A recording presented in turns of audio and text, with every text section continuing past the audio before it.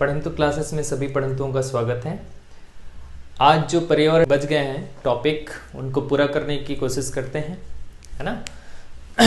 चलिए एक के बाद एक पढ़ते समझते चलते हैं। आज का जो टॉपिक है वो समझने का बहुत ज़्यादा है, रटने का कम है, तो समझते चलिएगा।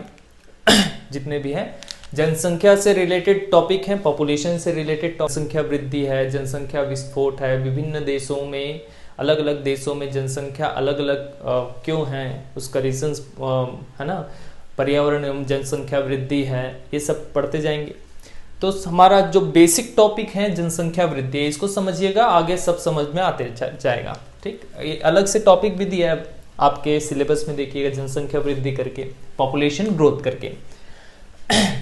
जनसंख्या वृद्धि 4 चीजों पर डिपेंड करता है: जन्म दर, बर्थ रेट, मृत्यु दर, डेथ रेट, शिशु मृत्यु दर, इन्फेंट डेथ रेट, जीवन प्रत्याशा, आयु। अब जन्म दर किसको कहते हैं, मृत्यु दर किसे कहते हैं, ये समझते चलते हैं, है ना। शिशु, इन्फेंट, जब जन्म लिया, जब बर्थ हुआ उसका, तो प्रति 1000 में इसमें से जीवित जब उसका जन्म होता है, उसमें प्रति 1000 में इसमें कितने जीवित रह गए, जैसे 988 वो रह गए, या कहीं पे और 900 रहे, कहीं पे और 950 रहे, इन सब का एवरेज, इन सब का दर ही, इन सब का रेट ही क्या कहलाता है, जन्म दर। क्या कहलाता है, जन्म दर। तो जन्म दर जिस समय शिशु का जन्म होता है उसी दिन का दर होता है, याद रखिएगा, उसी दिन का। मृत्यु दर प्रति 1000 पर 1000 में कितने मृत्यु हो रहे हैं, कितने डेथ हो रहे हैं। इसमें शिशु वसु नहीं, इसमें शिशु भी आते हैं, यंग भी आते हैं, एजेड भी आते हैं। इसमें मृत्यु दर में सभी आते हैं, याद रखिएगा, शिशु भी आते हैं, यंग भी आते हैं। तो हर 1000 में कितने लोगों का मृत्यु हो रहा है, इसका दर ही, इसका रेट ही, इसका एवरेज ही डेथ रेट, मृत्यु दर कहलाता है। देखिए, शिशु मृत्यु दर और मृत्यु दर में अंतर देखिए। अब शिशु, इन्फेंट, जो 1 वर्ष से जिसकी आयु कम है, कितने वर्ष से, 1 वर्ष से आयु जिसका कम है, 1 ईयर से जिसका कम है आयु, ठीक, उस 1 वर्ष से जिसकी आयु कम है, तो ऐसे शिशु जिसका 1 वर्ष से आयु जिसका कम है, तो प्रति 1000 उसमें से कितने का मृत्यु हुआ, उसके दर को, ठीक, डेथ रेट कहेंगे। जैसे इसमें से कोई 6 मंथ वाला, कोई 8 मंथ वाला भी हो सकते हैं, इसमें कोई 9 मंथ वाले भी हो सकते हैं, कोई 1 मंथ वाले भी हो सकते हैं, ठीक। इसको हम शिशु मृत्यु दर कहते हैं। इसको क्या कहेंगे, शिशु मृत्यु दर। 1000 में कितने डेथ हो रहे हैं, उसको शिशु मृत्यु दर में काउंट किया जाएगा, एवरेज को। जीवन प्रत्याशा आयु है एवरेज, औसत मृत्यु आयु, डेथ एवरेज, डेथ ईयर को ही क्या कहते हैं, जीवन प्रत्याशा आयु। जैसे किसी का डेथ 50 ईयर में हुआ, किसी का डेथ 100 ईयर में हुआ, दोनों का एवरेज निकालो तो 75 ईयर आया, तो क्या कहेंगे वहां पे, 75 ईयर क्या है, जीवन प्रत्याशा आयु है। क्या है, जीवन प्रत्याशा आयु, है ना। जीवन प्रत्याशा आयु याद रखिएगा अभी बढ़ते ही जा रहा है, ठीक। हमारा भारत का जीवन प्रत्याशा आयु अभी लगभग 69 ईयर है। मतलब एवरेज कितने, एक इंसान कितना जी रहा है, 69 ईयर जी रहा है। 2011 में 67 ईयर था, 65 से 67 ईयर के बीच था। 1947 में और कम था, है ना। लेकिन अब लाइफ जीवन प्रत्याशा एवरेज इंसानों का डेथ जो ईयर है वो बढ़ते ही जा रहा है, मतलब ज्यादा दिनों तक जी रहे हैं अभी, याद रखिएगा, ठीक। अब देखिए, जब जन्म दर बढ़ता है, मृत्यु दर घटता है, शिशु मृत्यु दर भी घटता है और जीवन प्रत्याशा आयु बढ़ता है। मतलब कौन कौन सा? जन्म दर और जीवन प्रत्याशा आयु बढ़े और मृत्यु दर और शिशु मृत्यु दर कम होने लगे तो उस सिचुएशन को जनसंख्या वृद्धि कहते हैं। क्या कहते हैं? जनसंख्या वृद्धि। और आगे पढ़ने वाले जनसंख्या विस्फोट किसको कहेंगे? तो सेम, जन्म दर बढ़े, जीवन प्रत्याशा आयु बढ़े, मृत्यु दर घटे, शिशु मृत्यु दर भी घटे, लेकिन वहां इसमें और उसमें एक अंतर होगा कि जिस क्षेत्र में ये हो रहा है वहां पे जितने पर्याप्त साधन हैं, ठीक, वो भी घटने लगे, इतना जनसंख्या बढ़ने लगे कि वहां का साधन कम होने लगे, तो वो जनसंख्या विस्फोट में आ जाता है। यहाँ पे कोई प्रॉब्लम नहीं है। जनसंख्या वृद्धि जब तक साधन पर्याप्त साधन, मतलब चावल ठीक से वहां पे खाने के लिए चावल ठीक से खाद्य आपूर्ति हो जा रहा है वहां पे, तो कोई दिक्कत नहीं। जनसंख्या वृद्धि होते रहे, कोई दिक्कत नहीं। भारत में अगर ऐसा होता रहता कि ये सब होते रहता, जनसंख्या वृद्धि और पर्याप्त खाद्य पदार्थ होता और सभी साधन पर्याप्त मात्रा में रहता, तो कोई दिक्कत नहीं था। लेकिन जब जनसंख्या विस्फोट होने लगे, जब साधन कम होने लगे और जनसंख्या ज्यादा होने लगे, तो वहां प्रॉब्लम हो जाता है, याद रखिएगा। उस सिचुएशन को क्या बोलेंगे? जनसंख्या विस्फोट, है ना। अब इसमें क्या देखना है? इसमें 3-4 चीजें और देखिए। भारत का जनसंख्या लगभग 36 करोड़ था 1947 में। कब? 1947 में जब आजाद हुआ 36.1 करोड़ था। लेकिन जस्ट 100 अभी 2018 के रिपोर्ट अनुसार 135 करोड़, 135.3 करोड़ ऐसा देता है, देखिएगा, ठीक। अभी तो और बढ़ चुका होगा। तो 135 करोड़ मतलब 100 करोड़ जनसंख्या वृद्धि हुआ है। तो यहां पे ये तो नहीं पूछेगा जनसंख्या वृद्धि इसमें, लेकिन ये जरूर पूछता है पर्यावरण में भी कि कौन सा ईयर ऐसा है जिसमें जनसंख्या वृद्धि दर सबसे ज्यादा था। याद रखिएगा 1970 का दशक, भारत में 1970 के दशक में, 1970 का दशक जनसंख्या वृद्धि दर। जनसंख्या वृद्धि दर मतलब जैसे आज 1950 में 5 है जनसंख्या, एग्जाम्पल के लिए 1960 में हुए 10, तो यहां पे 2 गुना बढ़े, ठीक। 1970 में मान लो ये हो गया 30, यहां पे 3 गुना बढ़े। 1980 में हो गया ये 40, लेकिन यहां पे इससे 3 गुना बढ़ रहा है क्या? नहीं। तो यहां पे दर सबसे ज्यादा होगा, ठीक, 60 से 70, इसी को 70 का दशक बोलते हैं, 61 से 71 तक का लिए, क्योंकि सेंसस हर 10 ईयर में आता है, 51, 61, 71, 81, है ना, ठीक। तो 61 से 71, 51, 61, 71, 81 ऐसा मान लो। तो जिस वर्ष जनसंख्या वृद्धि तो यहां पे भी हुआ, लेकिन दर कौन सा ईयर में सबसे ज्यादा हुआ? 61 से 71। तो कौन से दशक में? 1970 का दशक, याद रखिएगा। ये एग्जाम्पल है, लेकिन 1970 का दशक में सबसे ज्यादा जनसंख्या वृद्धि हुआ, इतना याद रखिएगा। और कुछ बातें हैं उसमें जनसंख्या वृद्धि में, चलिए उसको पढ़ते हैं। चलिए, जनसंख्या वृद्धि पॉपुलेशन ग्रोथ में 4 चीजें और याद रखना है हम लोगों को। स्थिर जनसंख्या वृद्धि क्या होता है, स्टेबल पॉपुलेशन ग्रोथ क्या होगा, निरंतर जनसंख्या वृद्धि क्या होता है, तीव्र जनसंख्या वृद्धि क्या होता है, उच्च जनसंख्या वृद्धि क्या होता है, इसको पूछा जा सकता है ना, ये इंपॉर्टेंट है, याद रखिएगा। स्थिर जनसंख्या वृद्धि, सबसे पहले तो ये याद रख लीजिएगा। चलिए पहले समझते हैं। जब जन्म दर बढ़े, ठीक, इंक्रीज हो, मृत्यु दर भी बढ़े, इंक्रीज हो, शिशु मृत्यु दर भी बढ़े, इंक्रीज हो, और जीवन प्रत्याशा आयु लगभग स्टेबल रहे, ठीक, उतना ही रहे, इक्वल रहे या थोड़ा बहुत बढ़े, तो इसको स्थिर जनसंख्या वृद्धि, स्टेबल पॉपुलेशन ग्रोथ कहते हैं।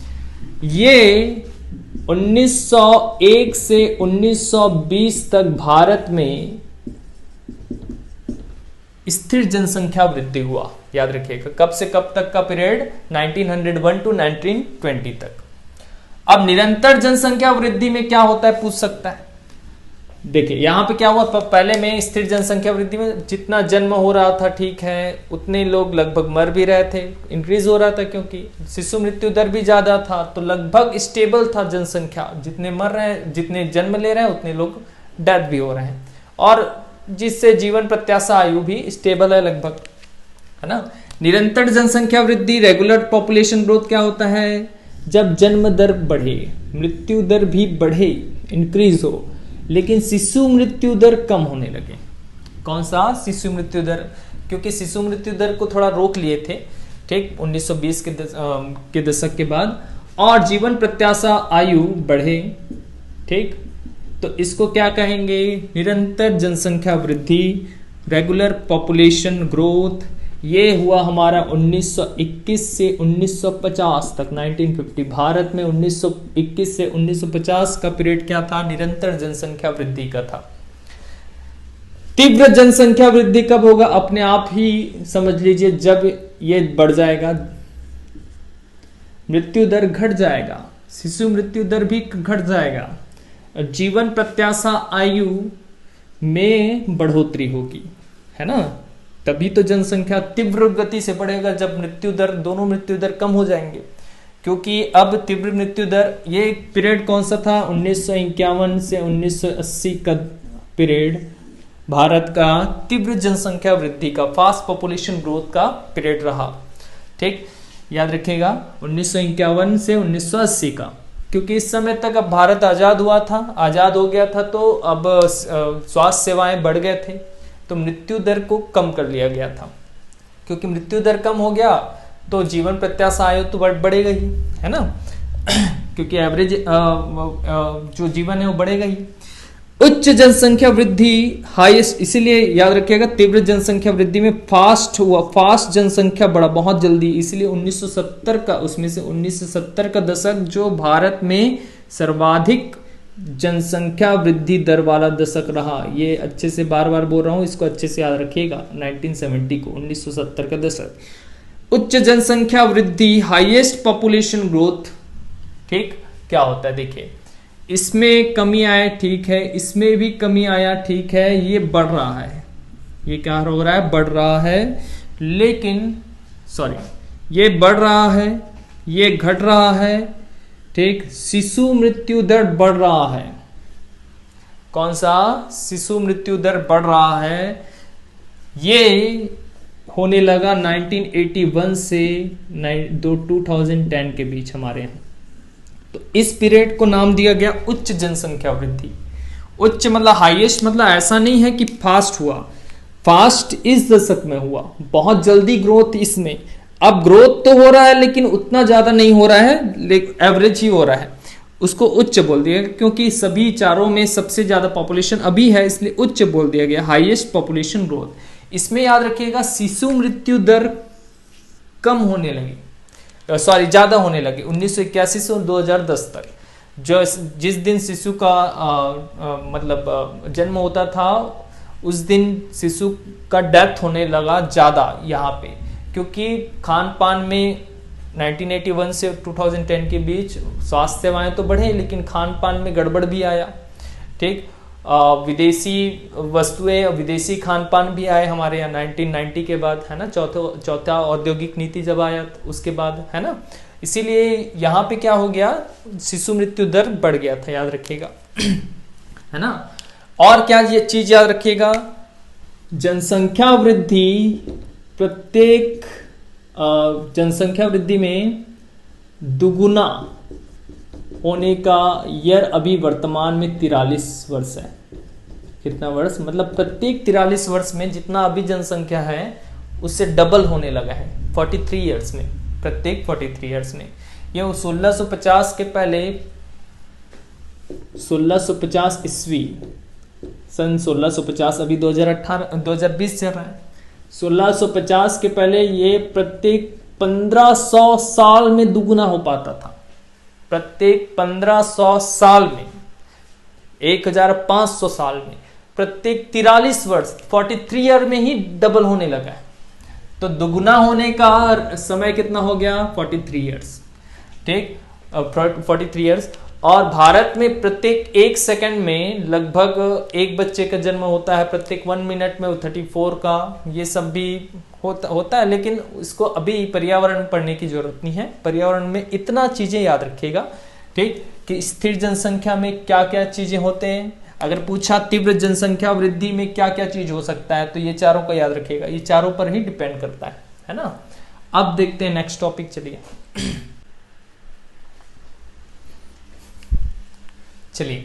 अब देखते हैं विभिन्न राष्ट्रों में जनसंख्या में भिन्नता, variation in the population in various countries. देखिए, सबसे पहले कारण पूछा कि विभिन्न राष्ट्रों की जनसंख्या में भिन्नता क्यों होते हैं, तो ये 4 कारण को ही माना गया है, अच्छे से याद रखिएगा। और दूसरा इससे लिखा होगा तो वो गलत माना जाएगा। ठीक, ये 4 कारण को ही माना गया है। पहला, कृषि भूमि एवं जल की उपलब्धता। देखिए, ये पूरा विश्व है मान लो। सबसे पहले तो ये समझिएगा कि पूरे विश्व में जितने स्थल हैं, ठीक, मतलब 100% स्थल है, मान लो लैंड है पूरे वर्ल्ड में, कितने 100% जितने है उसको 100% है ना। उसके 5% स्थल पर पूरे विश्व की आधी जनसंख्या निवास करती है, बाकी 95% में आधी जनसंख्या।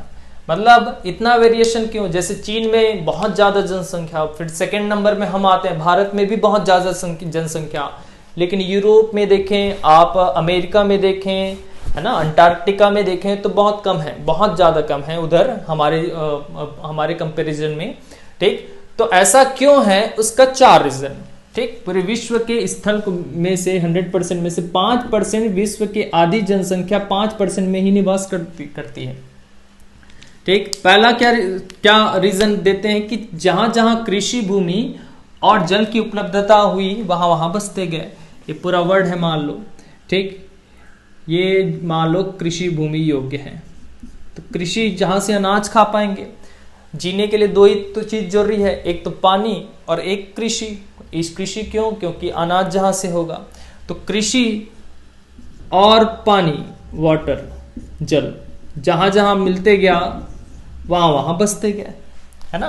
दूसरा, सभ्यता का युग चलने लगे, एज ऑफ सिविलाइजेशन। अब एज ऑफ सिविलाइजेशन जहां जहां बसे हैं, अब कहीं और पे भी कृषि होता होगा, ठीक है, लेकिन जहां बसे हैं उनका पीढ़ी वहीं तो बसते जाएगा भी, उनका फिर से पीढ़ी वहीं बसते गया, उनका फिर से पीढ़ी वहीं बसते गया, तो इसी को एज ऑफ सिविलाइजेशन कहते हैं। जैसे देखिएगा, आपके दादाजी अगर रायपुर में है तो आपके पापा भी रायपुर में बस गए मान लो, आप भी रायपुर में ही कुछ ढूंढते हैं, फिर आपकी पीढ़ी भी फिर रायपुर में ही ढूंढ रहे हैं, फिर तो यहाँ का पॉपुलेशन तो ग्रोथ होगा ना, अब है ना भाई, यहाँ का पॉपुलेशन ग्रोथ होने लगेगा। तो अभी अभी तो कृषि से सेवा में कन्वर्ट हुए हैं, नहीं तो पहले तो क्या हुआ है, कृषि पर ही डिपेंड था हमारा। 1990 के पहले कृषि पर ही पूरे भारत डिपेंड थे ना। स्थानों की सुलभता, एक्सेसिबिलिटी ऑफ प्लेसेस, मतलब जिस स्थान से दूसरा स्थान जाने में सहूलियत हो वहां पे बसने लगते हैं, जैसे आजकल होता है ना। राष्ट्रीय सीमाओं का अवरोध, ये भी एक कारण माना गया है कि राष्ट्रीय सीमाओं का अवरोध मतलब रिस्ट्रिक्शंस ऑफ नेशनल बाउंड्रीज, मतलब जैसे आप भारतीय हो, है ना, भारतीय हो, अब भारत में जन्म लिए हैं, अब आप भारत से कहीं दूसरे जगह जाना भी चाहते हो, मान लो पॉपुलेशन यहाँ बढ़ते गया पॉपुलेशन, है ना, दूसरे जगह जाना भी चाहते हो आज, लेकिन अब दूसरे राष्ट्र क्या कर दिए हैं, अपना सीमा निर्धारित कर दिए हैं। अब आपको मांगेंगे आपका नागरिकता कहाँ का है ना, नागरिकता कहाँ का है, आप वहां जाओ। जैसे अभी केस चला था ना भाई, NRC केस है ना, हमारे यहाँ बांग्लादेशियों को बांग्लादेश भेजिए, ये सब चल रहा था, है ना।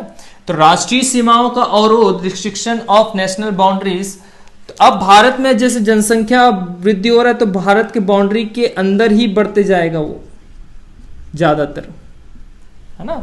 ठीक, इसीलिए ये 4 रीजन है विभिन्न राष्ट्रों की जनसंख्या में भिन्नताओं के। पहला कृषि भूमि एवं जल की उपलब्धता, दूसरा सभ्यता का युग, तीसरा स्थानों की सुलभता और चौथा राष्ट्रीय सीमाओं के अवरोध। अब इसमें 2 चीजें और देखना है। पूरे विश्व में सघन जनसंख्या के प्रदेश कौन कौन से हैं? तो 4 हैं। कितने हैं? 4। और विरल जनसंख्या के प्रदेश के रीजन भी 4 हैं। ठीक, और कारण भी कितना था? 4 थे। चलिए इसको हटाते हैं इधर, है ना, उसके बाद देखते हैं। देखिए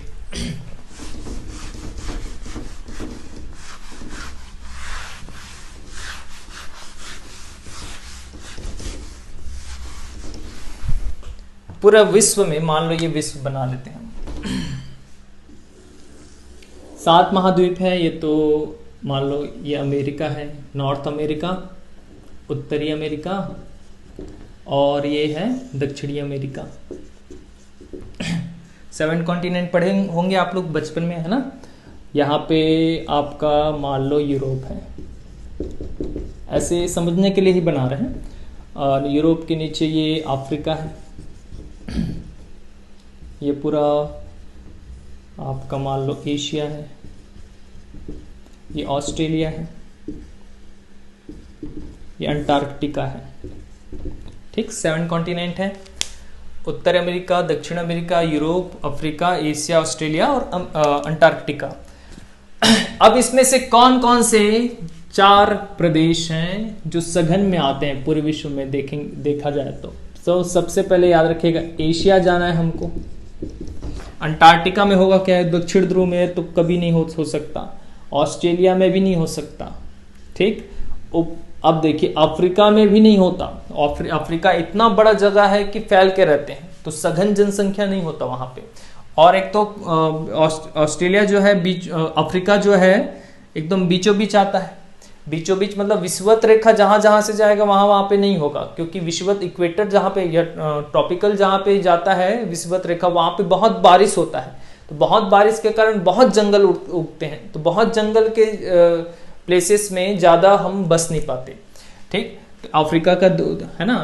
तो दक्षिण अमेरिका में भी नहीं है। चलो देखते हैं, हमारा सबसे ज्यादा एशिया, और जाना है कहाँ पे? यूरोप जाना है, और कहाँ जाना है? उत्तरी अमेरिका, जिसको अमेरिका बोल देते हैं, है ना। एशिया में 2 जगह, एक तो दक्षिण एशिया, ऑब्वियस है हम लोग का। ठीक, भारत, पाकिस्तान, भूटान, आपका श्रीलंका, म्यांमार। ठीक, ये जो दक्षिण एशिया वाला कंट्रीज है पूरा, है ना। और दूसरा उत्तर दक्षिण पूर्व, ये पूर्वी एशिया। ठीक, साउथ एशिया और नॉर्थ एशिया। ठीक, नॉर्थ साउथ नहीं, ईस्ट एशिया। ईस्ट एशिया में कौन कौन आते हैं? इधर कौन कौन आएंगे? जापान, ताइवान, दक्षिण कोरिया, चीन, ये पूर्वी एशिया में आते हैं। ठीक, तो पहला कौन सा? दक्षिण एशिया, दूसरा पूर्वी एशिया। बहुत इजी। देखिए अब यूरोप में चलते हैं। यूरोप ये है, तो उधर उत्तर, दक्षिण, पूर्व, पश्चिम, है ना। तो ये वाला पार्ट उत्तर पश्चिम एशिया, उत्तर पश्चिम एशिया, सॉरी उत्तर पश्चिम यूरोप। और उत्तर पश्चिम यूरोप में कौन कौन आते हैं? फ्रांस, स्विट्जरलैंड, है ना। यहाँ पे जो जितने फुटबॉल वाले देश हैं, ठीक, ये सब आते हैं, है ना, उत्तर पश्चिम यूरोप में। उत्तर पश्चिम यूरोप, नॉर्थ वेस्ट यूरोप। ठीक, और उत्तर पश्चिम इधर अमेरिका में आएंगे तो उत्तर पूर्व अमेरिका, ये ठीक, ये वाला पार्ट आपका उत्तर पूर्व अमेरिका। तो अमेरिका में ये तीसरा चीज क्षेत्र हो गया। अमेरिका मतलब कौन कौन सा? उत्तर पूर्व अमेरिका। ठीक, नॉर्थ ईस्ट अमेरिका, चौथा क्षेत्र। नॉर्थ ईस्ट में कनाडा आता है, कनाडा, और आपका आता है USA, United state of America. 51 state हैं अमेरिका में, उसमें से कनाडा और यूएसए आता है, संयुक्त राज्य अमेरिका आता है। तो बहुत इजी है। दक्षिण एशिया हम लोग हैं, चीन मीन है तो पूर्वी एशिया भी, उत्तर पश्चिम यूरोप, उत्तर पूर्व अमेरिका, 4 रीजन जो पूरे विश्व में सघन जनसंख्या के प्रदेश हैं। ठीक, सघन जनसंख्या के प्रदेश क्यों है, तो वो 4 रीजन है ना, कृषि योग्य भूमि, ये सब है ना, वाटर जहां पे अवेलेबिलिटी हो। अब देख लेते हैं विरल जनसंख्या के प्रदेश कौन कौन से हैं। चलिए, विरल जनसंख्या के प्रदेश कहां पे होते हैं, देखिए। अब विरल मतलब जहां पे कम जनसंख्या होते हैं। एक तो नॉर्थ पोल और साउथ पोल। तो पहला हमको मिल जाता है कौन सा, पोल्स, ध्रुवीय क्षेत्र में। ठीक, पोल्स में, ठीक, ध्रुवीय क्षेत्र, इसको शीत क्षेत्र या हिम क्षेत्र ऐसे करके भी दे सकता है। शीत क्षेत्र, कोल्ड एरिया, है ना, ठीक, ये सब करके दे सकता है। तो ध्रुवीय क्षेत्र, पोल्स को क्या क्या और लिख सकता है, शीत क्षेत्र, हिम क्षेत्र, ऐसा याद रखेगा। ऑब्वियस यहाँ पे विरल ही होंगे, मतलब कम ही होंगे। दूसरा मरुस्थल, डेजर्ट। ठीक, मरुस्थल में भी बहुत ज्यादा गर्मी रहता है भाई। देखना, मरुस्थल सहारा का मरुस्थल हो कि राजस्थान का मरुस्थल हो कि चिली का मरुस्थल हो, बहुत कम लोग बस पाते हैं। तो मरुस्थल डेजर्ट वाले क्षेत्र में, या इसको बोलते हैं शुष्क क्षेत्र, है ना, एरिड एरिया। तो एरिड एरिया में भी क्या होगा, बहुत कम लोग बस पाएंगे। तीसरा, जहां जहां पे इक्वेटर गुजरेगा, भूमध्य रेखा वाला क्षेत्र, ट्रॉपिकल एरिया। ठीक, क्योंकि अभी रीजन बताया, जहां जहां ट्रॉपिकल होते हैं वहां पे गर्मी भी ज्यादा होता है और वर्षा भी बहुत ज्यादा होता है। तो घना क्षेत्र, घने जंगल हो जाते हैं। तो घने जंगल के कारण क्या हो जाता है, सॉरी ये नीचे से जाएगा। घने जंगल के कारण क्या होता है, वहां पे बसना कठिन हो जाता है। तो इसलिए वो विरल जनसंख्या के प्रदेश में आ जाता है। चौथा और लास्ट, पर्वतीय क्षेत्र।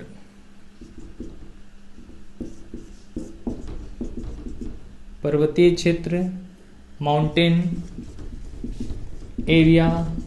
माउंटेन एरिया में क्यों, क्योंकि वही सड़क का दिक्कत है, कृषि का होने का दिक्कत है, वाटर अवेलेबिलिटी का दिक्कत है।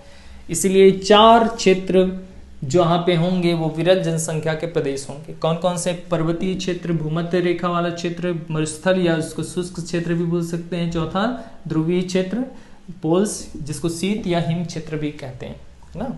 चलिए, अब नेक्स्ट टॉपिक में चलते हैं। ये है विभिन्न राष्ट्रों की जनसंख्या में विभिन्नता के कारण, सघन क्षेत्र और विरल क्षेत्र। ठीक, चलिए अब देखते हैं जनसंख्या विस्फोट, पॉपुलेशन एक्सप्लोजन एवं परिवार कल्याण कार्यक्रम, इसके लिए फैमिली वेलफेयर प्रोग्राम्स, है ना।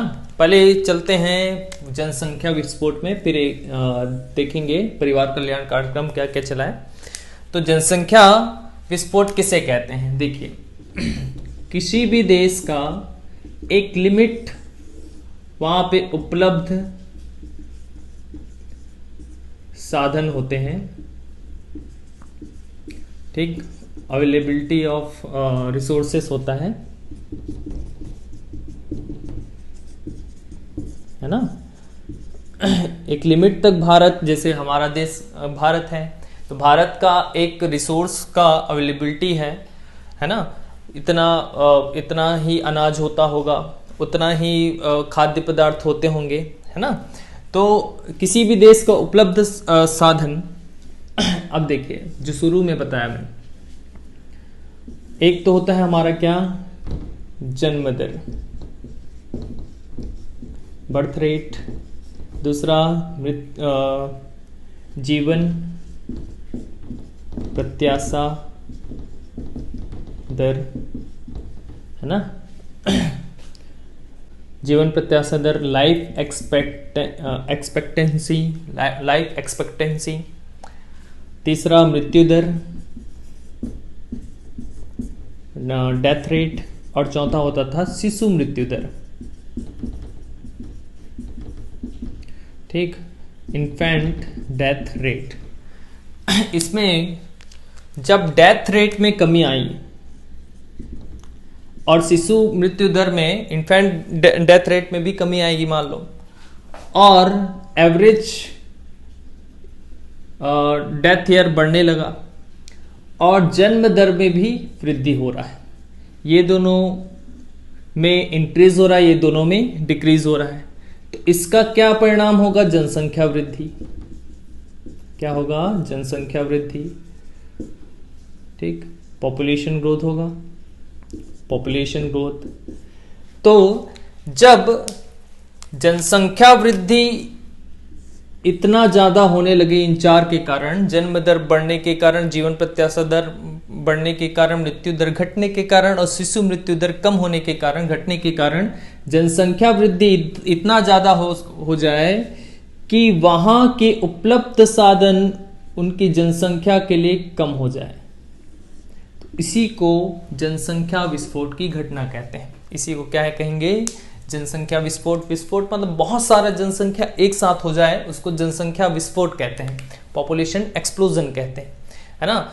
तो जनसंख्या वृद्धि इतना हो जाए, इतना ज्यादा जनसंख्या हो गया है कि वहां के उपलब्ध साधन में कमी हो गई। ठीक, तो उसी को क्या कहेंगे?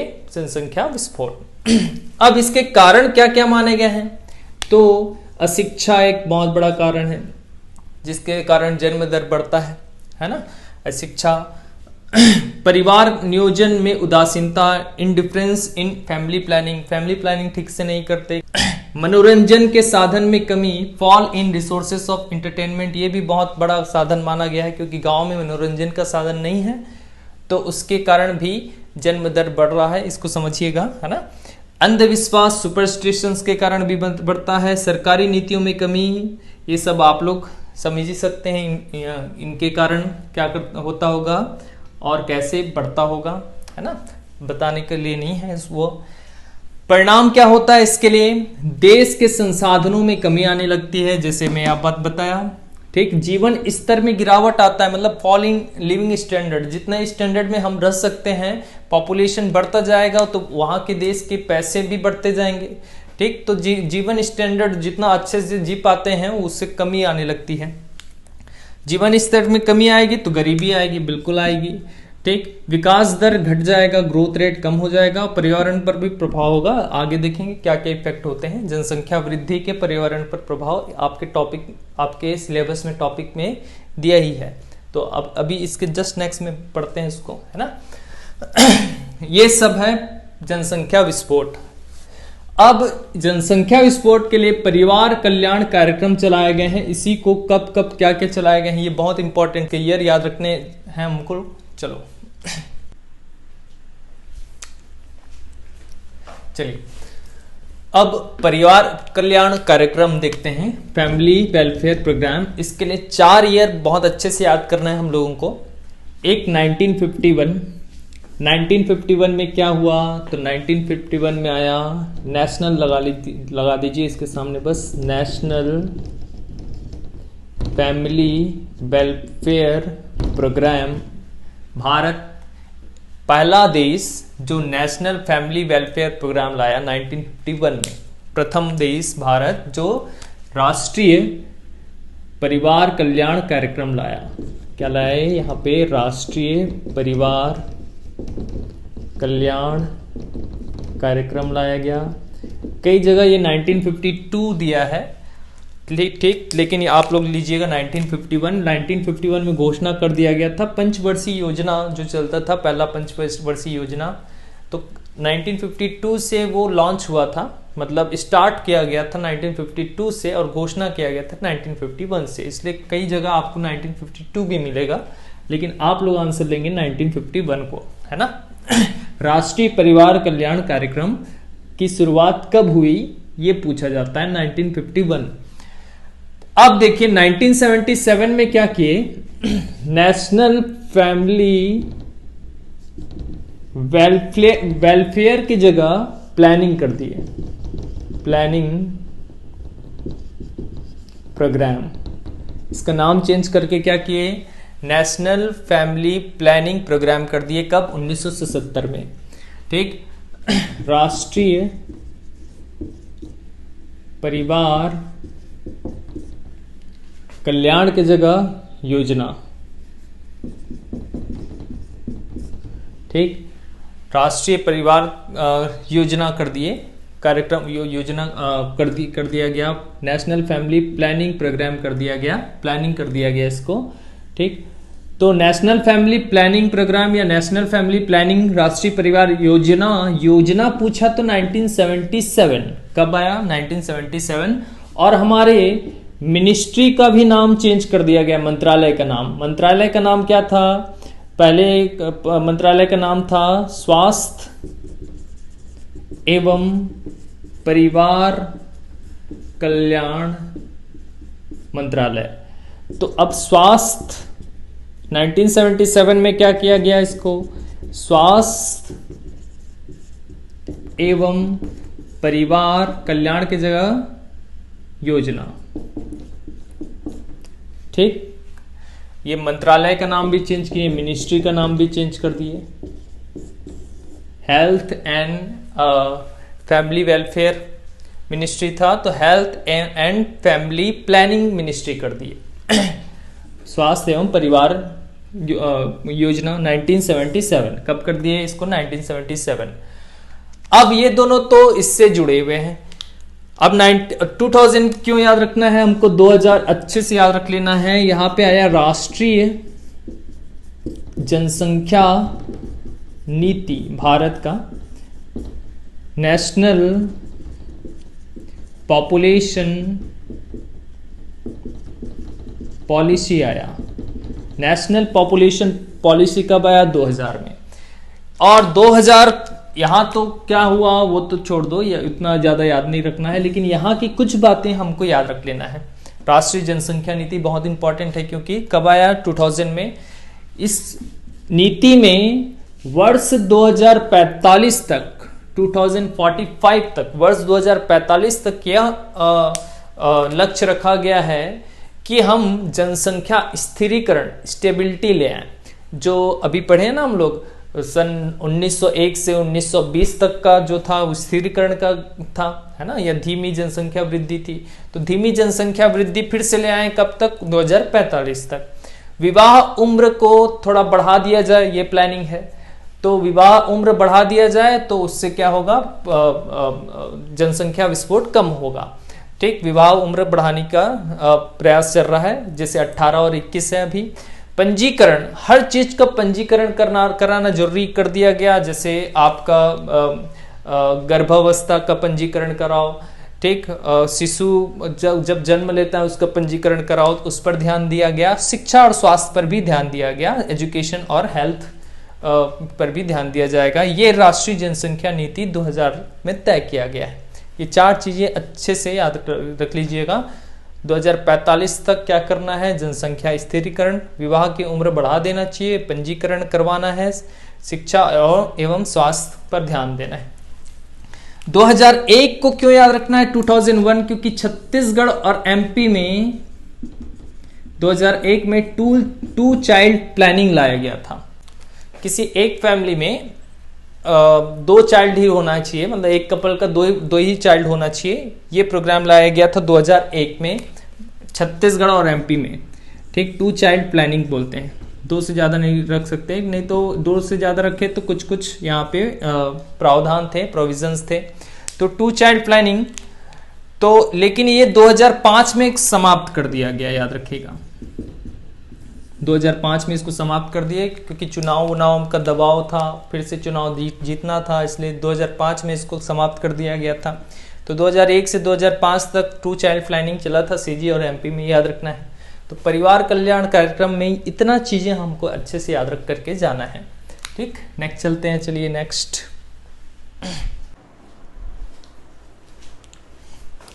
चलिए अब देखते हैं मानव जनसंख्या एवं पर्यावरण, ह्यूमन पॉपुलेशन एंड इन्वायरमेंट। वैसे ये प्योरली मेंस का टॉपिक है, लेकिन मेंस का टॉपिक आपके एसीएफ में है, इसलिए इसको एक बार पढ़ के जाते हैं तो ज़्यादा ठीक रहेगा, है ना। इसका मतलब क्या है, मानव की जनसंख्या बढ़ने से या मानव से पर्यावरण को क्या क्या इफेक्ट हो रहा है, नेगेटिव इफेक्ट क्या क्या हो रहा है।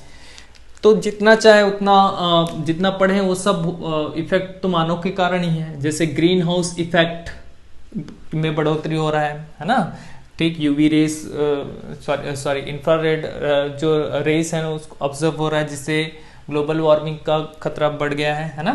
ओजोन क्षरण हो रहा है, ओजोन डिप्लीशन हो रहा है, ठीक। सीएफसी गैस के कारण, क्लोरोफ्लोरोकार्बन के कारण मृदा अपरदन हो रहा है, सॉइल इरोशन हो रहा है, जिससे फसल कम हो रहा है ना। जलवायु परिवर्तन, क्लाइमेट चेंज हो रहा है। इसीलिए तो जलवायु परिवर्तन ये 1992 अर्थ सम्मेलन ये सब 1950 के बाद ही कर रहे हैं। देखो 1972 से देखा जाए तो एक्चुअल ध्यान दिया गया पर्यावरण पर, तो है ना।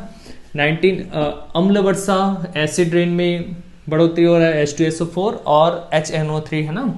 कृषि विकास दर घट रहा है, मतलब एग्रीकल्चर डेवलपमेंट कम हो रहा है, क्योंकि फसल पर एकड़ जितना होना चाहिए उससे कम हो रहा है। वनोन्मूलन हो रहा है, मतलब डिफॉरेस्टेशन हो रहा है। अब जनसंख्या जितना बढ़ेगा उतना वन को काटा जाएगा, नहीं तो रहेंगे कैसे, है ना। मरुस्थलीकरण जिससे बढ़ रहा है, डिजर्टिफिकेशन, वायु प्रदूषण हो रहा है, जल प्रदूषण हो रहा है, मृदा प्रदूषण हो रहा है। ये सब मानव के द्वारा पर्यावरण पर क्या है, इफेक्ट है।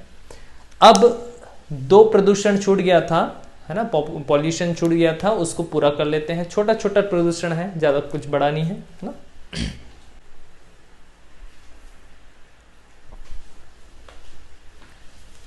चलिए radio active pollution, radio active pollution को समझते हैं। Radio active pollution, radio active पूरा न्यूक्लियर चीजों से आता है, पहले तो ये याद रख लीजिएगा। नाभिकीय चाहे संलयन हो, चाहे विघटन हो, चाहे परीक्षण हो, चाहे कुछ भी और हो, नाभिकीय न्यूक्लियर चीज समझे तो न्यूक्लियर चीज जहां भी होगा रेडियो एक्टिव प्रदूषण आएगा। चाहे चिकित्सा क्षेत्र में भी उपयोग कर लिया जाता है कभी कभी, है ना। कभी कभी सामान्य मिट्टी के द्वारा भी नाभिकीय रिएक्शन हो जाता है, मिट्टी के द्वारा, है ना। टेलीविजन के कारण रेडियो एक्टिव किरणें आते हैं, है ना, किसके कारण, टीवी के कारण, ठीक। तो लेकिन मेन चीज कौन है यहाँ पे, नाभिकीय न्यूक्लियर, जितने भी चीजें होते न्यूक्लियर परीक्षण हुआ, जो भी हुआ वो रेडियो एक्टिव के कारण होते हैं। अब इसके 2 प्रकार होते हैं, एक नॉन आयोनिक, ठीक, और दूसरा आयोनिक रेडिएशन। नॉन आयोनिक और आयोनिक रेडिएशन। अब ये क्या होते हैं, जैसे कहीं पे नाभिकीय परीक्षण हुआ, न्यूक्लियर टेस्ट हुआ, न्यूक्लियर टेस्ट से रेडियो एक्टिव किरणें निकलेंगी, वेव्स। मान लो ये न्यूक्लियर टेस्ट हुआ, वहां से रेडियो एक्टिव किरणें निकले, ठीक, ऐसे प्रकाश किरणें निकले, मतलब वेव्स निकले। अब यहाँ पे वायु है, वायु इतना छोटे छोटे कण भी होते हैं वायु में, अलग अलग गैस होते हैं, ठीक, जो हमको विजिबल नहीं होता। लेकिन न्यूक्लियर जब टेस्ट होता है तो न्यूक्लियर से जो किरणें निकलती हैं, वेव्स निकलती हैं, अब वायु की किरणों से, वायु की गैस से टकराती है। तो कई गैस ऐसे होते हैं, कई किरण ऐसे होते हैं जो कंपन पैदा करते हैं, बस कंपन पैदा करके इनके अलग अलग इलेक्ट्रॉन को, जैसे एक गैस है, एक गैस के अलग अलग इलेक्ट्रॉन है तो कई भागों में बढ़ जाता है वो, ठीक। मान लो ये गैस का जो इलेक्ट्रॉन है वैसा ही रहा जैसे वो पहले था, बस ये कंपन हिला बस, तो वो नॉन आयोनिक रेडिएशन था, इनकी किरणों से ज्यादा इफेक्ट नहीं हुआ, तो नॉन आयोनिक घटना हुआ। लेकिन वही मान लो कोई गैस के कण है, उससे टकराया इनकी किरणें और उनके अलग अलग इलेक्ट्रॉन में बढ़ गए, वो मतलब अलग अलग भागों में बढ़ गया, अलग अलग इलेक्ट्रॉन में, तो आयोनिक घटना कहते हैं। ये इसका कोई प्रभाव नहीं होता, ये डेंजरस नहीं है, लेकिन आयोनिक घटना हो गया इसका बहुत बुरा प्रभाव होता है। उससे क्या क्या होता है, अल्फा कण निकलते हैं, बीटा कण निकलते हैं, गामा किरणें निकलते हैं, न्यूट्रॉन निकलता है, एक्स किरणें निकलते हैं, ये सब पूरा होता है। तो अल्फा कण किसके कारण, यूरेनियम और प्लूटोनियम के कारण होता है। किसके कारण, यूरेनियम और प्लूटोनियम के कारण, याद रखिएगा। का किसके कारण आता है अल्फा कण, यूरेनियम प्लूटोनियम का परीक्षण किए और ये आयोनिक रिएक्शन हो गया वायु गैस के साथ। तो ये ज्यादा प्रभाव तो नहीं पड़ता, लेकिन बार बार करते रहोगे तो बाल झड़ने लग जाते हैं इसके कारण, याद रखिएगा। बीटा किरणें विखंडन से उत्पादन, न्यूक्लियर विखंडन जो होता है, फिजन कहलाता है। फ्यूजन पढ़ोगे आप लोग, या तो टेक्नोलॉजी में पढ़ेंगे फिजन और फ्यूजन की घटना पूरा। तो विखंडन उत्पादन के कारण, और गामा किरणें भी विखंडन के कारण होता है। न्यूट्रॉन जो होता है वो संलयन और विखंडन दोनों के कारण होगा, फिजन और फ्यूजन दोनों के कारण होगा। बीटा किरणों के कारण त्वचा को नुकसान पहुंचता है, लेकिन इतना ज्यादा नुकसान नहीं पहुंचता। त्वचा जैसे कई लोग का व्हाइट हो जाता है, बीटा किरणें, है ना, व्हाइट होने का कारण मतलब व्हाइट पूरा बहुत ज्यादा चमड़ी का जल जाना, है ना। गामा किरणें बहुत अधिक नुकसानदायक होती हैं त्वचा के लिए भी और उत्तक के लिए भी। हमारे त्वचा के लिए भी ये बहुत ज़्यादा नुकसानदायक होता है और उत्तक के लिए भी। और हरे पौधे इससे मरने लगते हैं, डेथ होने लगते हैं अगर गामा किरणें हैं तो सबसे अधिक नुकसानदायक अल्फा बीटा गामा में कौन सा हुआ, गामा। न्यूट्रॉन संलयन विखंडन दोनों से होता है, पूरे शरीर को नुकसान होता है कहीं ना कहीं, पाचन तंत्र को भी ये इफेक्ट कर जाता है, ठीक। पूरे शरीर को नुकसान पहुंचता है, शरीर मतलब त्वचा वचा को तो करेंगे ही, पूरे शरीर अंदर के भागों को भी ये नुकसान पहुंचाता है। और इसमें एक क्वेश्चन और पूछता है, रेडियो एक्टिव प्रदूषण जो होता है वो क्या वायु प्रदूषण कर सकता है? तो बिल्कुल, वायु प्रदूषण का ये एक जरिया हो सकता है, वायु प्रदूषण इससे होता है। क्या ये मृदा प्रदूषण कर सकता है? बिल्कुल। क्या ये ध्वनि प्रदूषण क्या मृदा प्रदूषण क्या ये जल प्रदूषण कर सकता है? बिल्कुल, तीनों कर सकता है, वायु प्रदूषण भी, जल प्रदूषण भी और मृदा प्रदूषण भी, ठीक। कुछ ना कुछ तरीके से ये तीनों को इफेक्ट कर जाता है ना, रेडियो एक्टिव प्रदूषण, ठीक। इतना चीजें हमको किसमें याद रखना है, रेडियो एक्टिव प्रदूषण में, रेडियो एक्टिव पॉल्यूशन से। यहां से ज्यादा क्वेश्चन नहीं बनते, लेकिन इतना पढ़ के मिनिमम जाना है आपको, है ना।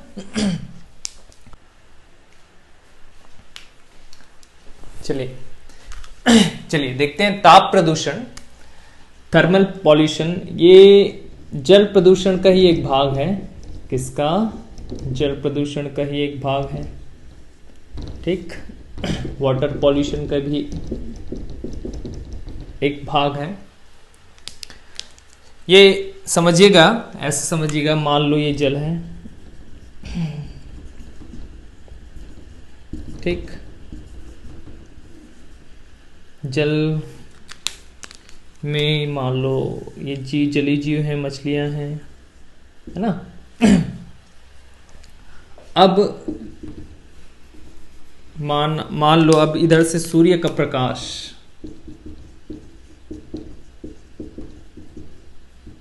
बहुत ज्यादा पड़ने लगे, ठीक। सूर्य प्रकाश बहुत ज्यादा पड़ने लगे, या जल में दूसरे जगह से, ये दूसरी नदी है मान लो जो यहाँ आके मिल रही है ना, यहाँ से कुछ न कुछ अपशिष्ट पदार्थ आ रहा है, जिसके कारण जल के तापमान में, टेम्परेचर में वृद्धि हो जा रहा है या बहुत ज्यादा कमी हो जा रहा है, ठीक। तापमान अनइवन हो जा रहा है। जलीय जीव को भी अनुकूल तापमान चाहिए वहां पे जीवन जीने के लिए, ठीक। मान लो इनके तापमान में परिवर्तन हो जाए किसी दूसरे अपशिष्ट स्रोत से या सूर्य के प्रकाश, अत्यधिक प्रकाश से, तो इसी को क्या कहते हैं? ताप प्रदूषण, थर्मल प्रदूषण, थर्मल पॉल्यूशन। अगर झील का कितना डिग्री से ऊपर नीचे ज्यादा होगा तो 1 डिग्री सेल्सियस, अगर वहां का 1 डिग्री सेल्सियस ताप कम हो जाए या ज़्यादा हो जाए, क्योंकि वायुमंडल, पहले चीज़ तो याद रखिएगा, वायुमंडलीय ताप जितना ऊपर नीचे होता है उतना जलीय ताप ऊपर नीचे नहीं होता, वो स्थिर रहता है जल के कारण। अगर 1 डिग्री सेल्सियस ऊपर या नीचे हुआ, जो उसका तापमान है उससे 1 डिग्री ऊपर या 1 डिग्री नीचे हुआ, तो वो ताप प्रदूषण के कैटेगरी में आ जाता है ना। अब देखिए इसमें दूसरा चीज याद रखिएगा इसमें कि जो मछली, झील की मछलियां हैं वो 1.5 डिग्री सेल्सियस 1.5 डिग्री सेल्सियस से ज़्यादा में मछली मरने लगती हैं, या सहन कब तक कर सकती हैं झील की मछलियां, 1.5 डिग्री सेल्सियस से ज़्यादा हुआ तो। लेकिन नदी की मछलियां 3 डिग्री सेल्सियस से ज़्यादा हुआ, मतलब 3 डिग्री सेल्सियस तक सह सकती हैं, उसके बाद वो मरने लगती हैं, है ना। याद रखिएगा ये 1.5 डिग्री और 3 डिग्री, और 1 डिग्री से ऊपर नीचे हुआ तो वो ताप प्रदूषण में आता है, किसमें, थर्मल पॉल्यूशन में। अब देखिए इसका क्या क्या कारण हो सकता है। एक तो नाभिकीय परीक्षण होते हैं, न्यूक्लियर टेस्ट, सडन क्या करता है, वहां का टेम्परेचर इंक्रीज करता है और उससे क्या होता है, ताप पॉल्यूशन। मृदा अपरदन, मृदा अपरदन कैसे, जैसे ये नदी है, नदी के किनारे मृदा था इतना बहुत, है ना, लेकिन मृदा अपरदन हुआ, कम हो गया, ठीक, मृदा अपरदन हुआ तो यहाँ पे अत्यधिक सूर्य आ रहे हैं, सूर्य के प्रकाश ज़्यादा बढ़ जा रहे हैं, ठीक, तो ऑक्सीजन की क्या हो जाती है, ऑक्सीजन की कमी होती है, क्योंकि ऑक्सीजन जल्दी ज़्यादा वाटर जब ताप होता है तो रिएक्ट मतलब संयोजित नहीं हो पाता, इसलिए मृदा अपरदन को भी एक रीजन माना गया है। तटीय इलाकों में वनोन्मूलन मतलब डिफॉरेस्टेशन, डिफॉरेस्टेशन से क्या होगा, यहाँ पे ताप बढ़ता है, क्यों, क्योंकि जितना सूर्य तापमान चाहिए उससे ज़्यादा मिलने लगे उसको, ठीक। उद्योग, इंडस्ट्रीज के जो अवशिष्ट होते हैं वो कुछ न कुछ रिएक्शन कर, रासायनिक अभिक्रिया करके क्या करते हैं, तापमान में वृद्धि करते हैं, तो तापमान में वृद्धि करने का कारण ये सब हो सकते हैं, ठीक। अब इसके नियंत्रण, कंट्रोल कैसे कर सकते हैं, सह उत्पादन करके, को जनरेशन करके। को जनरेशन कैसे होता है, जैसे माना हम उद्योग से ऐसी कुछ गंदगी आ रहा है, अपशिष्ट पदार्थ आ रहा है जो बहुत वेस्टेज, ऐसे कोई वेस्टेज आ रहा है जो बहुत हानिकारक है यहाँ के लिए, यहाँ के वाटर के लिए, तो सह उत्पादन में क्या करते हैं, कुछ न कुछ यहाँ पे मिला देते हैं जिससे वो कूल, मतलब वो ठंडा हो जाता है और यहाँ के अनुकूल हो जाता है, ठीक। इसी को सह उत्पादक कहते हैं, जिसको मिलाते हैं वो सह उत्पादक कहलाते हैं, है ना। नाभिकीय परीक्षण में कमी लाना चाहिए, मृदा अपरदन नहीं होना चाहिए, डिफॉरेस्टेशन नहीं करना चाहिए, उद्योग आसपास नहीं का अपशिष्ट को का ध्यान रखना चाहिए, ये सब नियंत्रण का स्रोत है, है ना। अब देखिए ये तो हमारे सिलेबस के हिसाब से पूरा खत्म होता है हमारा टॉपिक प्रदूषण, है ना। सेकेंड पार्ट भी खत्म होता है।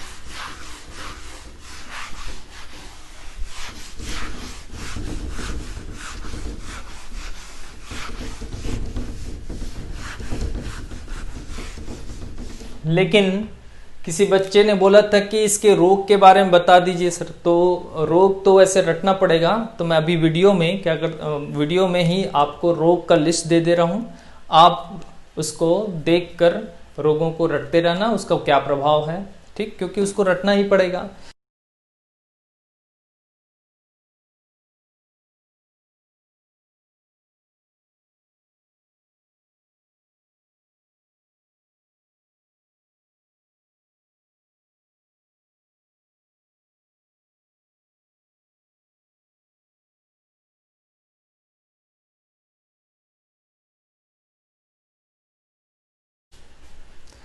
चलिए ये हो गया आपका पर्यावरण। तो पर्यावरण यहाँ तक ख़त्म करते हैं, समाप्त करते हैं, आपके सिलेबस के हिसाब से इतना काफ़ी है। और इसमें कुछ लगेगा तो एक क्लास बाद में लूँगा एग्ज़ाम के, एक आध महीने पहले मैं एक क्लास और लूँगा अगर कुछ इसमें अपडेट कराना होगा तो। इसीलिए जिसको जितना पढ़ो उतना कम लगता है भाई, है ना। तो इसलिए इतना ही पढ़ के जाइएगा, इतने में मेरे ख्याल से मैक्सिमम क्वेश्चन आपके बनने ही चाहिए। अच्छे से पढ़ के जाइए, बार बार आप रिवीजन कीजिएगा। ठीक, अब दूसरा सब्जेक्ट स्टार्ट करेंगे, नेक्स्ट बायोलॉजी।